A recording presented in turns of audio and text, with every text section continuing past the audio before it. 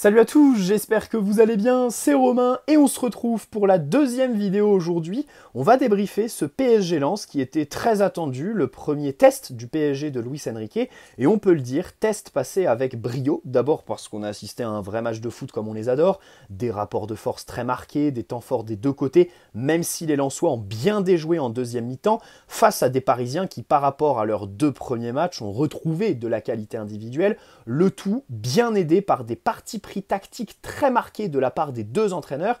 Et j'insisterai sur Luis Enrique, puisqu'il s'est présenté hier en conférence de presse en te disant qu'il prépare ce match comme une rencontre de Ligue des Champions. J'avais trouvé la déclaration assez forte, d'ailleurs je l'ai citée dans mon avant-match, et elle s'est traduite sur le terrain ce soir, tout simplement. Parce que tu sens que ce match a été préparé de A à Z, les joueurs savaient quoi faire dans n'importe quelle situation, il y a eu de vrais partis pris, et si tu veux faire de la tactique des palettes, ça prendrait la nuit tout simplement. Et ça fait plaisir, c'est la première des satisfactions que j'ai ce soir. Enfin un entraîneur, parce que la Ligue 1 a tendance à ne pas être respectée par les entraîneurs étrangers qui débarquent. Pochettino, en tant que supporter parisien, les matchs pris par-dessus la jambe, avec aucune préparation de l'adversaire, voilà, on en a des tonnes. Peter Bosz aussi, quand il arrive à Lyon, avec un petit peu cette espèce d'arrogance en mode « je vais vous apprendre la tactique en France, vous bouseux ».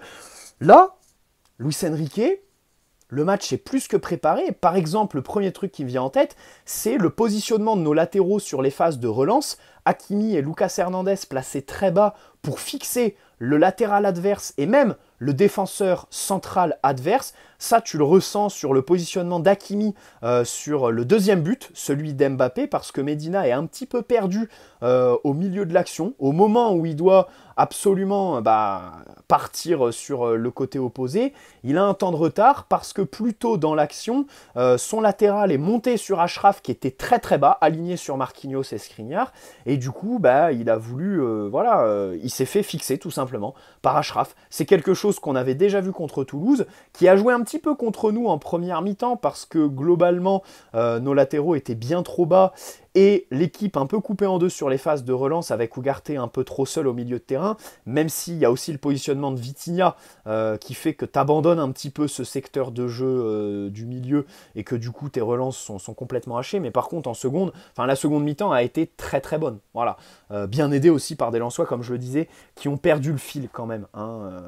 Tu sens qu'en fait ce match a été joué fin août et que les mecs, physiquement, mentalement, ils ont perdu la lucidité, ils ne pouvaient pas suivre. On est en début de saison et c'est parfaitement logique. Voilà, on tabasse, on le répète encore une fois, la LFP qui nous a mis ce vrai beau match trop tôt dans la saison. Bref, alors, le match commence très bien pour le PSG qui a le ballon, qui fait tourner, qui cherche un petit peu trop les ailes. Mbappé qui prend le ballon un petit peu entre les lignes dans cette position demi-espace avec le positionnement un peu bizarre de Vitinha.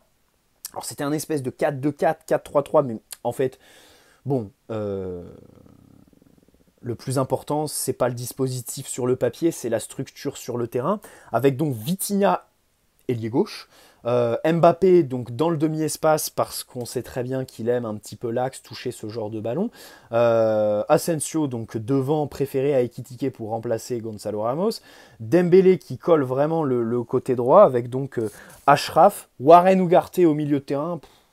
Exceptionnel les deux ce soir, extraordinaire. Marquinhos et Skriniar dans l'axe et Lucas Hernandez à gauche. Alors le positionnement de Vitinha, je commencerai par là parce qu'il est quand même très bizarre, difficilement compréhensible.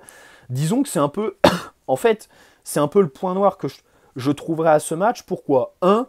On sait tous que s'il est mis ailier gauche, c'est pour que Mbappé soit dans l'axe qu'il affectionne et pour que Mbappé n'ait pas à se replier, pour que Vitinha fasse un petit peu les efforts, vienne aider Lucas Hernandez sur les phases de transition défensive pour nous. Et de l'autre côté, pourquoi aussi point noir ? Parce qu'à la relance, c'est un parti pris très fort de la part de Luis Enrique que d'abandonner complètement le milieu de terrain où Ugarte était dans une cage en fait, avec 4 Lensois autour de lui, très difficile de le trouver. Pas de relais dans l'axe avec donc Vitinha positionné très haut, très excentré. Et du coup, c'est vrai que tu as assisté à des séquences en première mi-temps où quand même le temps fort un petit peu de Lens là, après le quart d'heure de jeu, tu te fais bien malaxer. Mais malgré ça, Il n'y a pas d'occasion franche. Et c'est vraiment dommage qu'on prenne ce but en toute fin de match parce que ça aurait été aussi un vrai point positif. Encore une fois, la maîtrise, le contrôle, comme Luis Enrique aime bien l'appeler, parce que tu concèdes pas vraiment d'occasion franche. Et c'est dommage que ce but un peu bête arrive en fin de match parce que bon, c'est toujours frustrant de terminer là-dessus. Surtout quand Lens, voilà, sur toute la durée du match, ne se sont pas créés de réelles occasions franches, t'ont pas mis vraiment en danger. Bon, le PSG qui marque. Alors c'est marrant parce que autant le deuxième but, c'est le but pour Luis Enrique, quoi. Et quand je le vois sur le banc, regarder les tribunes, très heureux, je comprends parfaitement parce que comme je le disais, le placement d'Hakimi, ça c'est voulu, c'est travaillé à l'entraînement. Lucas Hernandez qui va chercher d'abord Vitinha en relais, collé à la ligne. Ça c'est ce que Luis Enrique demande, aller chercher les côtés. Bon, Mbappé c'est Mbappé, derrière ton latéral qui fait une course et puis la finition du kicks. Bon, ça autant, c'est un but pour Luis Enrique. Par contre, le premier,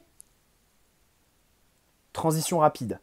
Phase de récupération-construction menée très rapidement avec Vitinha qui part vers l'axe. Et ça, c'est quelque chose que j'avais souligné dans mon débrief de la semaine dernière. Le PSG cherche trop les ailes. Évidemment, quand tu as le ballon dans les pieds, que tu es en phase de relance, il faut chercher les ailes. Mais le problème, c'est que quand tes attaquants, quand tes joueurs en position avancée font quasiment que des appels vers les extérieurs, c'est pas bon.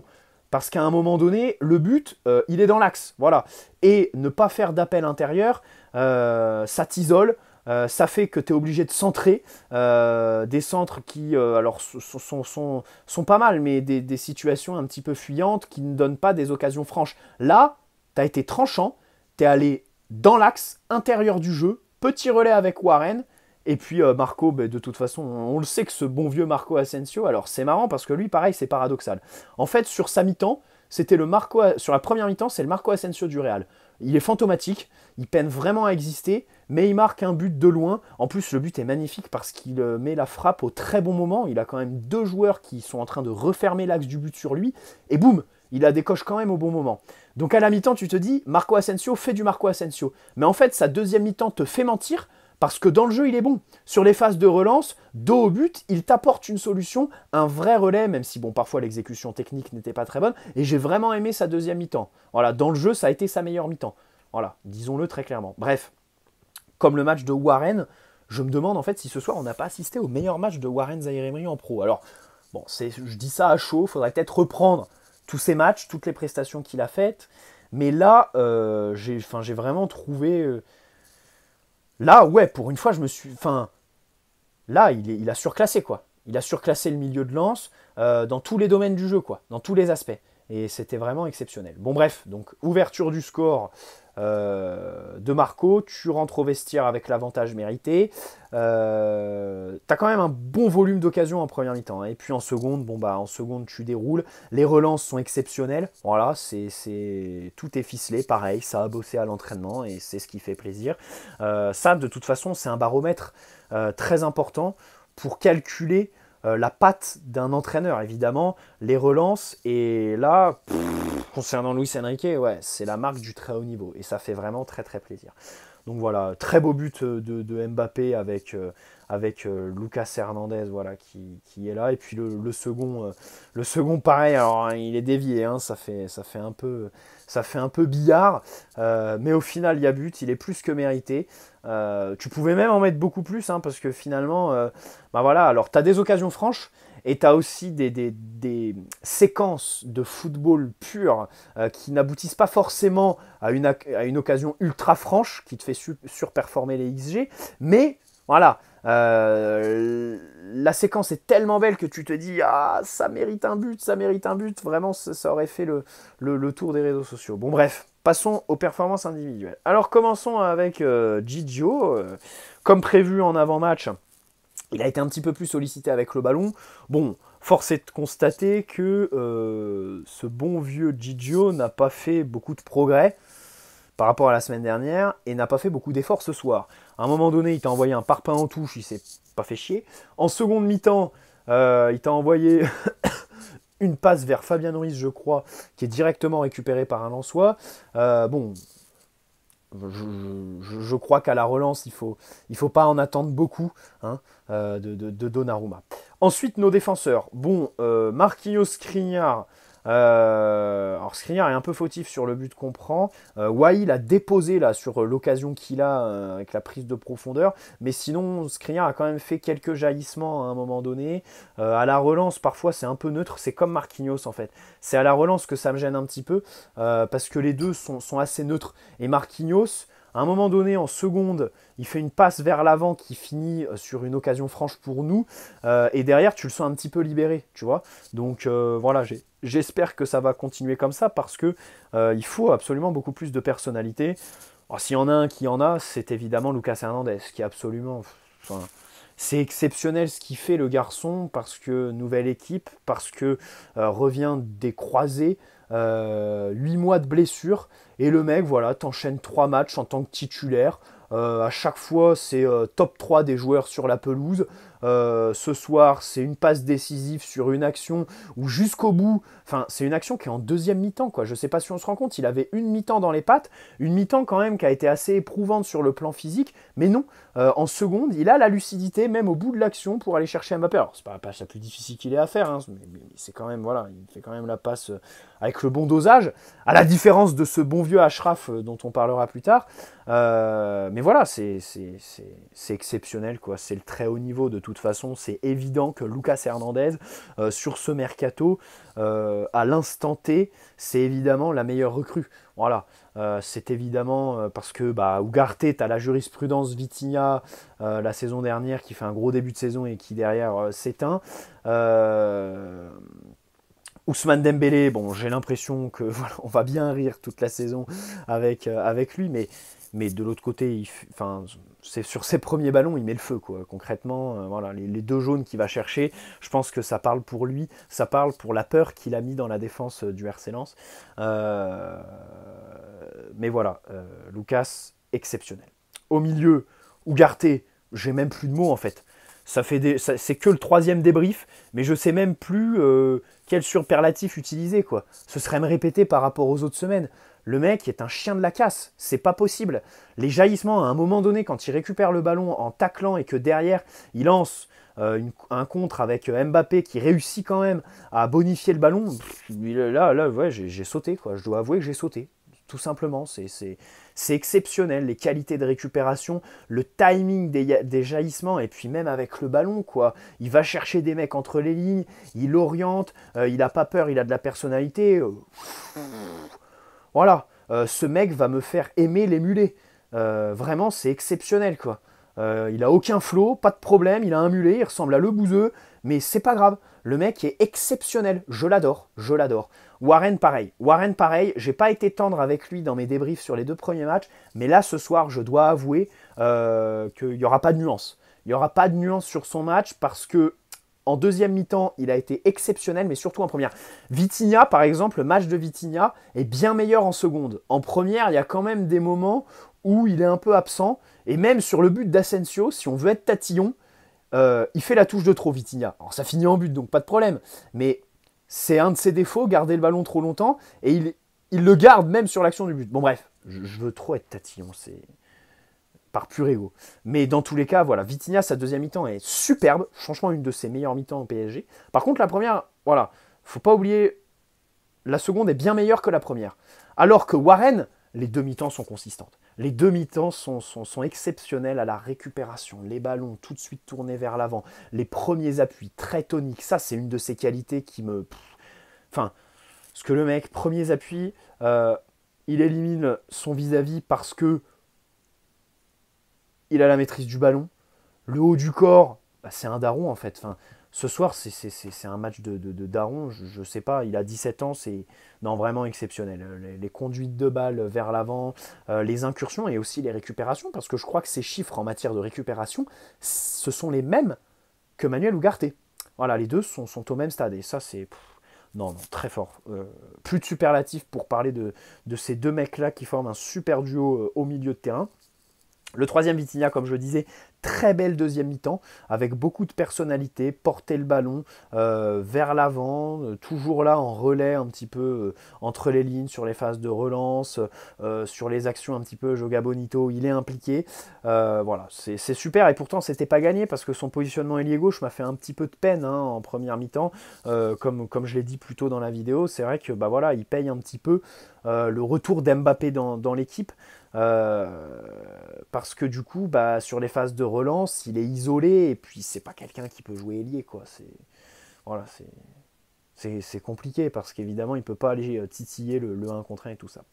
Notre côté droit, le côté droit Achraf Ousmane, c'est exceptionnel, parce que c'est le côté droit, en fait, des imbéciles heureux qui ont des moments de déconnexion pure, en fait. Des deux, là, qui sont marrants, qui me font marrer. Pourquoi? Parce ils y vont de bon cœur. Les mecs, ils sont là, ils sont sur le terrain, ils courent, ils se donnent, ils font les efforts, ils ont le ballon, les actions commencent bien, ils te font des gestes de très grande classe parce que ce sont de grands joueurs bien évidemment, mais à un moment donné pendant l'action, ils vont se déconnecter, tu sais pas pourquoi, ils vont aller sur une autre planète et ils vont louper un geste d'une simplicité sans égale. Voilà, c'est exceptionnel. Et les deux, hein, c'est marrant parce que les deux sont sur le même côté et les deux sont absolument pareils. Achraf, dans l'envie, dans les courses, la personnalité, c'est très bien. Mais le dernier geste, à un moment donné, quand il décoche une frappe qui est toute molle, qui finit à 3 mètres du but, putain, je me dis, t'avais beaucoup mieux à faire, quoi. En fait, c'est une question de choix. Dans la tête, il fait des mauvais choix. Et dans l'exécution technique, parfois, ça ne suit pas. Il y a des moments de déconnexion. Et c'est vraiment dommage, c'est très frustrant, parce que si il gomme ce défaut, mais le mec, en fait, ça devient tout de suite un des meilleurs sur le terrain. Si ce n'est le meilleur, parce qu'il a tellement un volume de ballons touchés important, un volume de ballons touchés dans des zones dangereuses important, s'il les bonifiait tous, bon, pas tous, c'est abusé, mais s'il les bonifiait beaucoup plus, ce serait abusé, quoi, le rendement qu'il aurait. C'est dommage, c'est dommage. Et puis Ousmane, Ousmane, c'est pareil. Alors, je serai un peu moins dur avec lui parce que c'est un vrai ailier qui va chercher le 1 contre 1. À la différence d'Achraf qui préfère être lancé, Ousmane va aller titiller le 1 contre 1. Il le fait très bien. Il va dribbler, il va faire la différence. Et c'est normal pour un ailier de manquer de lucidité une fois qu'il a dribblé son vis-à-vis. Voilà. Dribbler, c'est quelque chose qui fait très bien. Donc derrière, tous les ailiers ont du déchet. Je respecte ça. Maintenant, ce qui me gêne, c'est que le déchet qu'il a, c'est sur des gestes simples en fait. À chaque fois, c'est ça qui est super marrant parce que c'est des gestes qui sont faciles, ou alors à chaque fois, je sais pas, une exécution technique complètement déconnectée, quoi. Comme en première mi-temps, quand il fait son espèce de talonnade qu'il loupe complètement, ben, c'est drôle. Moi, ça me fait marrer. Voilà. Je préfère en rire. Ce soir, on gagne, donc allez, on se laisse aller, les garçons. Hein.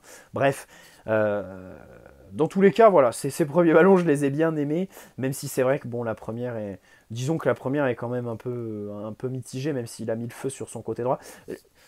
Ça fait quand même plaisir. En fait, je ferai pas la fine bouche parce que ça fait plaisir d'avoir un PSG animé des deux côtés, quoi. Avec Mbappé sur le côté gauche et sur le côté droit, un mec qui tout seul va t'animer son côté. Enfin, on ne l'avait pas vu depuis le Di Maria de la belle époque. Et le Di Maria de la belle époque, ça remonte un petit peu. Hein, parce que la saison dernière, il n'était plus là. C'était Pionel Pepsi. La saison d'avant, le Di Maria il était cramé, en fin de compte. Donc c'est vrai que ça remonte un petit peu, voilà, d'avoir un côté droit animé comme ça, et ça fait très très plaisir. Ça fait très très plaisir. Marco Asensio, bon j'en ai parlé, voilà, vraiment je dois dire une belle deuxième mi-temps. La première, faut pas oublier qu'il a été fantomatique jusqu'à son but, qu'il a probablement libéré, disons. Mais voilà, un très très beau match de la part des Parisiens face à des Lensois qui ont fait une bonne première mi-temps, mais qui derrière se sont complètement perdus en fait sur leur phase de pressing. L'équipe était un petit peu coupée en deux et les deux premières lignes de pression ont complètement sauté, quoi. Les mecs étaient désordonnés, les courses étaient faites dans le mauvais tanis et au final, c'est dommage parce que pour eux, c'était un vrai test. Pour la Ligue des Champions qui va les attendre. Et j'espère que leurs matchs de phase de poule seront quand même beaucoup plus aboutis que leur match ce soir. Voilà. Bon, alors je pense pas qu'en face ils seront autant dominés, mais voilà, j'espère vraiment qu'en Ligue des Champions, je leur souhaite d'abord, parce que ça ferait du bien d'avoir une équipe française qui se qualifie en phase à élimination directe, mais ce soir, bon, c'est vrai qu'ils m'ont pas vraiment rassuré en fait les Lensois sur leur capacité à faire une vraie campagne de Ligue des Champions sur la durée, voilà, parce que les matchs de poule c'est quand même quelque chose quoi. C'est 6 matchs qu'il faut jouer de la première à la dernière minute et tu peux pas te permettre de déjouer comme ça si tôt dans le match. Voilà. Et puis concernant les Parisiens, bah, écoutez, les déplacements sont travaillés. Marco Asensio s'est carrément montré disponible entre les lignes de haut but. C'est vrai que si on pouvait être plus clinique dans la surface, ce serait pas mal parce qu'encore une fois ce soir, on a un gros volume d'occasions quand même, hein. Et ça, c'est vrai que c'est quelque chose qui reste sur nos 3 matchs. C'est quelque chose qui est une variable qui restera toujours. C'est le volume d'occasions euh, disproportionné par rapport au but qu'on met. C'est vrai qu'on en a quand même beaucoup des occasions. Bref, bonne soirée à tous. N'hésitez pas à poser un like si cette vidéo vous a plu. Vous abonner si ce n'est pas déjà fait. Et puis, on vous dit à la prochaine avec le chef. En fin de compte, avec le chef. Voilà. À la prochaine les amis. Ciao.